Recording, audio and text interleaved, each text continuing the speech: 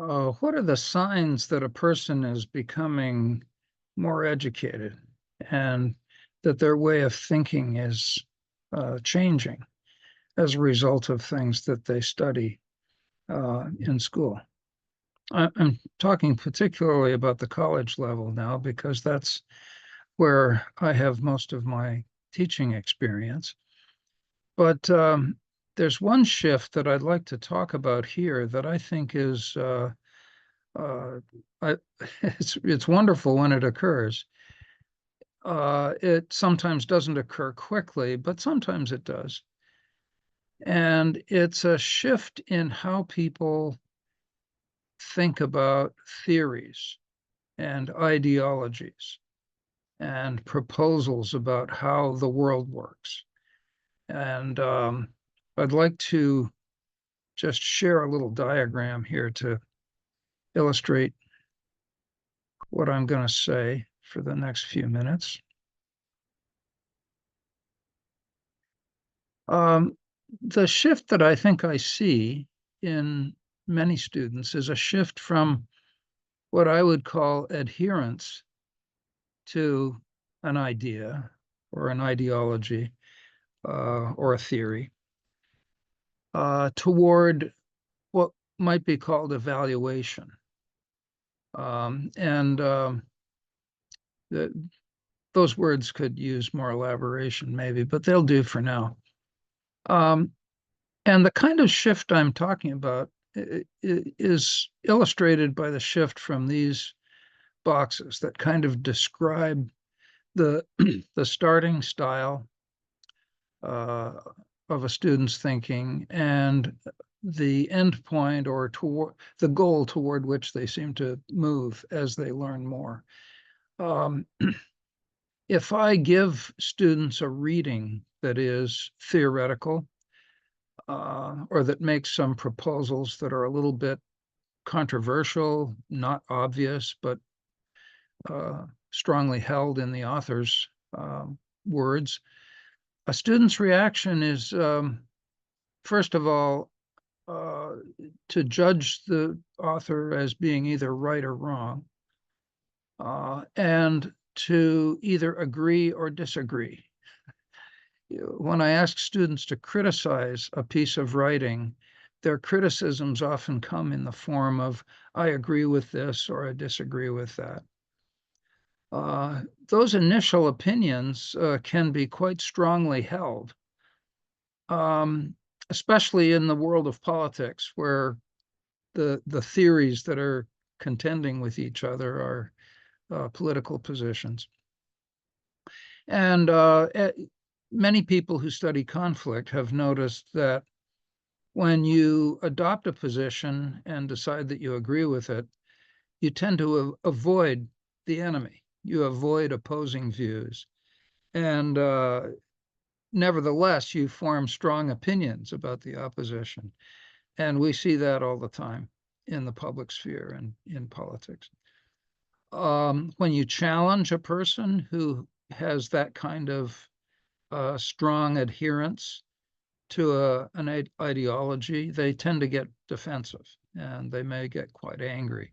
So there's an emotional component to that stance of adherence as well. Now, as a person progresses, hopefully they have some experiences in their education that shift them away from that style of adherence and toward a style of evaluation. And a person who has developed this new style approaches things differently. They'll see a theory as one possible viewpoint, not something that's necessarily right or wrong, but that might have strengths and weaknesses. And their initial reaction to it, sure enough, might be some degree of agreement or disagreement, but it's provisional. The person keeps an open mind about information that might still come in. Their attitude, in other words, is investigatory. They're open to other views and evidence that may come in. And they do an evaluation looking under the hood of each theory. They evaluate the insights that might be worth keeping from each theoretical proposal. With respect to politics, I grew up in Canada, and we always thought of our country in Canada as a mixed economy in which some problems needed to be solved by market forces and other problems needed to be solved by regulation. And that kind of that's sort of like an evaluation view or style for thinking about politics. I must say that not everybody holds that view, but growing up as a student in Canada, I heard that mixed economy view more often than I do in the States.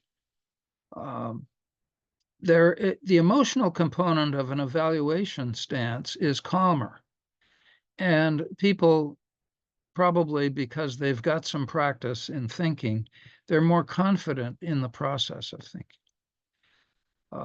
They may eventually reach some degree of agreement or disagreement based on their evaluation, but it's better founded, and it takes a little longer to get to than in the adherence style. So I'm quite pleased when I see this shift occurring, even a partial shift in my students, and I try to encourage it without spelling it all out didactically and saying, this is the way you must be. Learning is most convincing to the person when they come upon it on their own and they adopt it on their own. But the style shift is in this direction, and it's a good shift.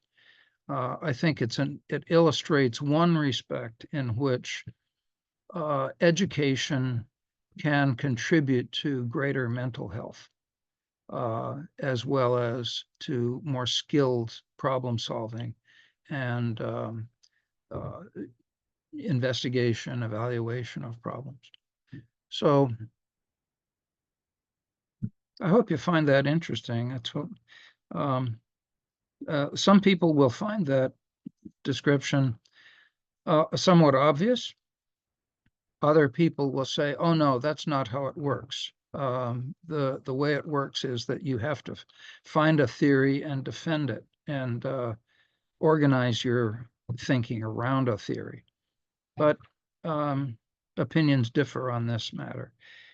From my point of view, in trying to promote education and less violent ways of solving problems and more measured ways of evaluating facts and phenomena, I think this is to characterize this as progress in a person's education feels right to me. See you next time.